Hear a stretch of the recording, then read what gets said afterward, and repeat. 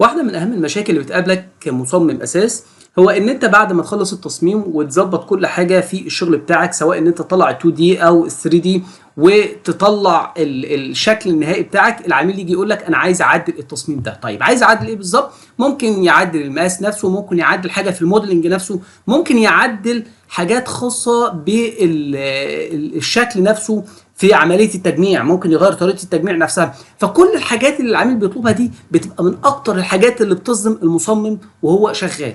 طيب الحل ايه؟ احنا عملنا كورس مخصص للبارامتر ديزاين على الجريس هوبر. في الكورس ده بتتعلم فيه كل الاساسيات الخاصه بالجريس هوبر، من اول الادوات بتاعه البرنامج، وتفهم البرنامج بشكل سليم وتتعلمه عشان تقدر تطبقه على اكتر من مثال.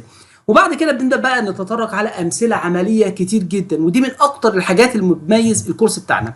الكورس بيبدا يتطرق لاكتر من 20 مثال، كل مثال فيهم يبدا معاك من البدايه خالص. اول حاجه يبدا يرسم الموديلنج بتاعه، نرسمه على السب دي او نعمله بالسكريبت العادي بتاعنا، وفي نهايه التصميم نفسه بنبدا نطلع كل شريحه من الشرائح اللي موجوده معانا ومترقمه، سواء بقى بنش، سواء ان انا اعمل مثلا ووفلز زي كده او رفوف، واقدر اتحكم في عدد الشرايح بتاعتي، واقدر اتحكم في التخانه. يعني لما اخلص التصميم كله اقدر اتحكم في كل حاجه موجوده عندي في التصميم، والتعديل ده بيتم في ثواني معدوده. وهنا لو انا حبيت اعمل برضه تيبل واعمل عمليه التعشيات بتاعتي. والحاجات الثانيه المهمه جدا ان انا بهتم حتى بعمليه الدوك بونز عشان عمليه التصنيع على مكن الراوتر CNC. وكمان مع كل شريحه ببدا ارقم دي 1 2 3 4. طب اللي هتتعشى معانا الناحيه الثانيه ببدا اديها اسم بقى A1 A2 A3 A4 او H. المهم ان انا ابقى عارف طريقه التجميع بتاعتي ازاي. ففي اكتر من مثال على الموضوع ده بحيث تفهم الموضوع بشكل كويس. برضو من ضمن التطبيقات المهمه جدا اللي موجوده في الكورس بتاعنا هو شغل الكنب والركن. ازاي اعمل الكنبه بتاعتي، سواء ان انا اعملها على الراينو كديزاين من البدايه للنهايه لغايه لما اطلع ملف التكنيكال فايلز بتاعتي، وبعد كده نبدا ناخد تصميم لكرسي تاني ونعمله على الجريس هوبر ونعدل فيه كل التفاصيل اللي احنا عايزينها.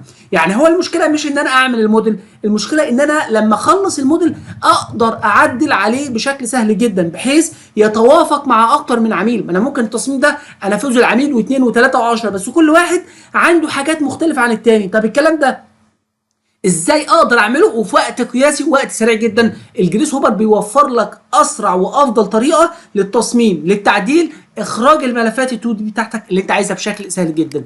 وفي امثله كتير جدا موجوده على الموضوع ده. برضو في نهايه الكورس عملنا مثال لسرير بارامتر كده بالشكل اللي احنا شايفينه قدامنا ده، تمام. وفي نهايه المطاف انا بطلع ملف التكنيكال فايل بتاع الجزء اللي موجود معايا ده، سواء الجزء اللي موجود تحت او اللي في النص او الجزء اللي موجود فوق، ومعاها كل شريحه من الشرايح اللي موجودين معايا. خد بالك طريقه الايه الدوك بونز، الطريقه دي عشان البونطه بتاعتي وهي بتقطع الراوتر تبدا تدخل في الجزء ده فيديني هنا في النهايه شارب كورنر لعمليه التجميع.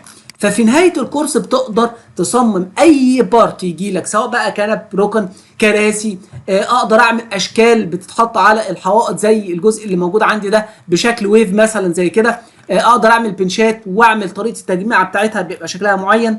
فكل المشاكل اللي بتقابلك في البرنامج احنا عملناها في كورس واحد سميناه كورس الراينو او كورس البارامتر ديزاين على الجريس هوبر. الكورس ده بنشرح فيه الجريس هوبر وبنشرح فيه بعض الحاجات اللي موجوده في السب دي.